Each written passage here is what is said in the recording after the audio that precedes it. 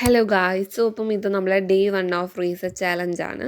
ഇപ്പം ഞാൻ പല്ലൊക്കെ തേച്ചിട്ട് അതിന് ശേഷം എനിക്കൊരു ഫേസ് എക്സസൈസ് ചെയ്യണമായിരുന്നു. അപ്പം അതിന് വേണ്ടിയിട്ട് ഫേസ് നന്നായിട്ട് ഒരു ഓയിലി ഫീൽ വേണം. അപ്പം അതിന് വേണ്ടിയിട്ട് ഞാൻ ഓയിലൊക്കെ അപ്ലൈ ചെയ്തു. അതിന് ശേഷം അത് ചെയ്തിട്ട് ഒരു ഫേസ് വാഷ് ഉപയോഗിച്ചിട്ട് അത് കഴുകിക്കളഞ്ഞു. എന്നിട്ട് ഞാൻ ഫുഡ് കഴിച്ചു. ഫുഡ് അപ്പവും കിഴങ്ങറിയായിരുന്നു. പിന്നെ എനിക്ക് വെള്ളം കൂടി നന്നായിട്ട് കുറവാണ്. അപ്പോൾ അതുകൊണ്ട് ഞാൻ വെള്ളം കുപ്പിയിൽ നിറച്ച് വെച്ചിട്ട് കുടിക്കും. അതിനുശേഷം പിന്നെ ഒരു ഹാഫ് അവർ ബുക്കൊക്കെ വായിച്ചിരുന്നു. അപ്പം ഇത് ഞാൻ ഈ ഒരു ചാലഞ്ചിൻ്റെ ബേസ് ചെയ്തിട്ട് സ്റ്റാർട്ട് ചെയ്തതാണ്. നേരത്തെ ഉണ്ടായിരുന്നു, പിന്നെ അത് ഇടയ്ക്ക് വെച്ച് നിന്നുപോയി. അങ്ങനെ അതൊക്കെ ചെയ്തിട്ട് പിന്നെ കുറച്ച് നേരം ടി വി ഒക്കെ കണ്ടു. ടി വി കണ്ടിട്ട് അനിയത്തിയെ പഠിപ്പിക്കണമായിരുന്നു.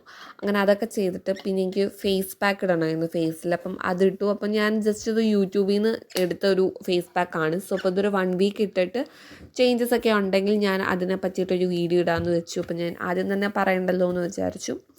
അങ്ങനെ അതൊക്കെ ചെയ്തിട്ട് നേരത്തെ ഞാൻ ബുക്ക് വായിച്ചല്ലോ. അപ്പോൾ ആ ബുക്ക് വായിച്ചതിൽ എനിക്ക് ഡിഫിക്കൽട്ടായിട്ട് തോന്നി അതിൽ അതേപോലെ പുതുതായിട്ട് കണ്ട കുറേ വേർഡ്സുകളൊക്കെ ഉണ്ടായിരുന്നു ബുക്കിൽ. അങ്ങനെ ആ വേർഡ്സുകളൊക്കെ എഴുതി അതിൻ്റെ മീനിങ് ഒക്കെ എഴുതി വെക്കുമായിരുന്നു. അപ്പം നമുക്ക് കുറേ പുതിയ പുതിയ വേർഡ്സുകളും അതിൻ്റെ മീനിങ്സ് ഒക്കെ മനസ്സിലാക്കാനായിട്ട് പറ്റും.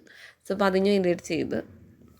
പിന്നെ അത് കഴിഞ്ഞിട്ട് ഫുഡ് കഴിക്കാനായിട്ട് ഓംലേറ്റ് ഉണ്ടാക്കി. അപ്പോൾ അത് അനിയത്തിയാണ് ഉണ്ടാക്കിയത്. അങ്ങനെ പിന്നെ ഞാൻ ജസ്റ്റ് സൈഡിൽ നിന്ന് സഹായിക്കാനായിട്ട് പോയി.